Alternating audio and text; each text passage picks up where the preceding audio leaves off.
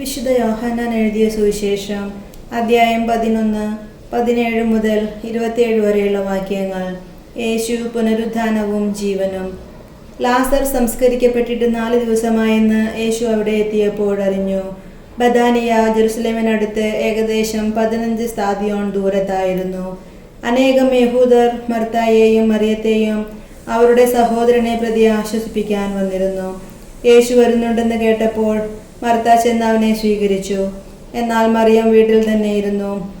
മർത്ത യേശുവിനോട് പറഞ്ഞു, കർത്താവേ, നീ ഇവിടെ ഉണ്ടായിരുന്നെങ്കിൽ എൻ്റെ സഹോദരൻ മരിക്കുകയില്ലായിരുന്നു.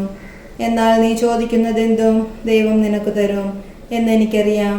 യേശു പറഞ്ഞു, നിന്റെ സഹോദരൻ ഉയിർത്തെഴുന്നേൽക്കും. മർത്ത പറഞ്ഞു, അന്ത്യദിനത്തിലെ പുനരുദ്ധാനത്തിൽ അവൻ ഉയിർത്തെഴുന്നേൽക്കുമെന്ന് എനിക്കറിയാം. യേശു അവളോട് പറഞ്ഞു, ഞാനാണ് പുനരുദ്ധാനവും ജീവനും. എന്നിൽ വിശ്വസിക്കുന്നവൻ മരിച്ചാലും ജീവിക്കും. അങ്ങനെ ജീവിക്കുകയും എന്നിൽ വിശ്വസിക്കുകയും ചെയ്യുന്നവൻ ഒരിക്കലും മരിക്കുകയില്ല. ഇത് നീ വിശ്വസിക്കുന്നുവോ? അവൾ പറഞ്ഞു, ഉവ്വ് കർത്താവേ, നീ ലോകത്തിലേക്ക് വരാനിരിക്കുന്ന ദൈവപുത്രനായ ക്രിസ്തുവാണെന്ന് ഞാൻ വിശ്വസിക്കുന്നു. നമ്മുടെ കർത്താവായ മിശിഹായ്ക്ക് സ്തുതി.